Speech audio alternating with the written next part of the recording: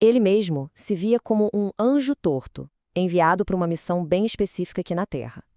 Vamos mergulhar na história de Torquato Neto, uma das figuras mais geniais, complexas e, no fim, trágicas da nossa cultura. Quando eu nasci, um anjo louco, muito louco, vai, bicho, desafinar o coro dos contentes. Olha, isso aqui não era só um verso bonito numa música, era, na verdade, a missão de vida dele. Desde sempre, o Torquato se enxergava assim, como um agente do caos, um provocador que veio para bagunçar o coreto, para tirar os satisfeitos da zona de conforto. Mas afinal, quem era o homem por trás dessa missão de caos criativo? De onde vinha essa vontade, quase uma necessidade, de quebrar as regras e de, como ele mesmo dizia, desafinar o coro? E essa missão dele encontrou o palco perfeito, o lugar ideal para acontecer, num dos movimentos culturais mais explosivos do século XX, a Tropicália.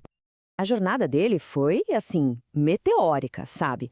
Saiu de uma infância já inquieta, lá em Teresina, mergulhou na efervescência universitária de Salvador, onde se conectou com gigantes como Caetano Veloso e Gilberto Gil, mas foi no Rio de Janeiro que tudo explodiu de vez, colocando ele bem no olho do furacão cultural do Brasil.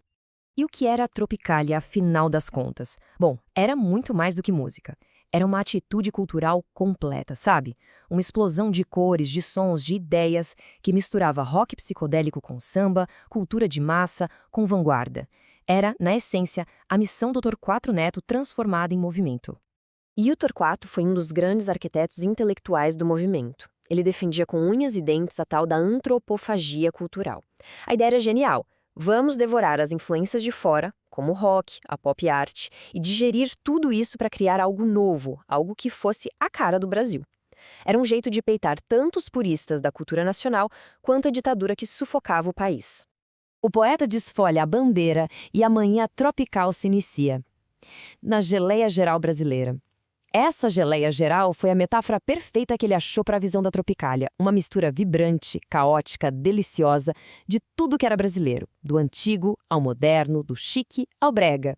Virou o grande manifesto do movimento. Só que essa explosão de criatividade, infelizmente, não ia durar. O cometa brilhante da Tropicália estava em rota de colisão direta com a força sombria e pesada da ditadura. A resposta do regime militar foi brutal. No final de 1968, a promessa de uma nova arte foi recebida com censura. A alegria deu lugar à perseguição. Amigos próximos do Torquato, como Caetano e Gil, foram presos. A utopia tropicalista começava a desmoronar. Com medo pela própria segurança, Neto se exilou em Londres. E a troca do calor tropical do Rio pelo inverno frio e cinzento da Inglaterra foi muito mais que uma mudança de lugar. Foi um choque cultural, emocional, que abalou ele profundamente. Nas cartas dele, o desespero é palpável. Ele escreve: "Começo a me chatear, não sou daqui, não quero viver aqui e tenho medo." O exílio tirou ele do seu lugar no mundo, deixando um sentimento cada vez maior de não pertencimento, de saudade e de um medo constante. Ele finalmente conseguiu voltar ao Brasil, mas o retorno não trouxe alívio nenhum. As fraturas do exílio já tinham virado feridas internas, profundas e talvez incuráveis. A volta para casa só piorou a luta dele contra a depressão e o alcoolismo. Foi uma espiral que levou ele a se internar por vontade própria. E os diários que ele escreveu no hospital são uma janela, crua, dolorosa, para a escuridão que estava consumindo ele por dentro. Numa anotação, ele revela uma exaustão de alma, sabe? Tenho passado a vida à procura de Deus, mas agora não quero mais. A própria busca por um sentido, por algo maior, tinha virado um peso insuportável. Ele sentia o mundo aqui fora como uma ameaça constante. Chegou a escrever a frase assustadora: "Lá fora, os piores dias são todos." O hospital, com todos os problemas, tinha virado um tipo de refúgio contra uma realidade que ele não aguentava mais. Essa angústia era um ciclo que não parava, durava o dia inteiro. 24 horas de medo, de solidão e monólogos. Era um diálogo interno sem trégua, uma prisão mental da qual ele não conseguia sair. Depois de sair do hospital e depois de uma batalha longa e muito dolorosa contra os próprios demônios, Torquato Neto tomou uma decisão final, planejada com uma clareza que chega a assustar. Tudo aconteceu em 10 de novembro de 1972. Ele tinha acabado de comemorar o aniversário de 28 anos com amigos, com a família. A festa acabou e, no silêncio da madrugada, o plano dele começou. Ele tinha só 28 anos de idade, uma vida inteira de revoluções criativas interrompida.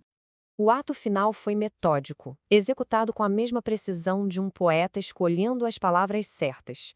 Enquanto a esposa e o filho pequeno dormiam, ele foi para o banheiro. Vedou cada fresta da porta da janela, com toalhas, com jornais, deixou um bilhete num caderno.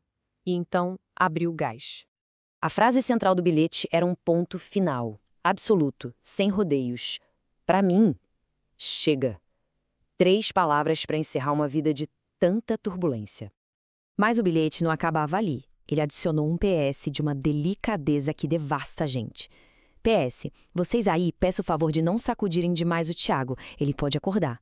No último momento, a preocupação não era com ele, mas com o sono do filho.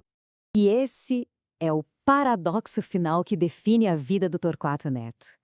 Um homem que viveu para criar dissonância, para perturbar, para desafinar, mas que se despediu com uma nota de delicadeza, silenciosa e profundamente humana. E essa questão que o legado dele deixa no ar. Quando uma vida queima de forma tão intensa e tão breve, o que ressoa mais forte? A luz deslumbrante que ela criou ou a escuridão que a partida dela deixou? A resposta talvez esteja na música e na poesia que ele nos deu de presente para sempre.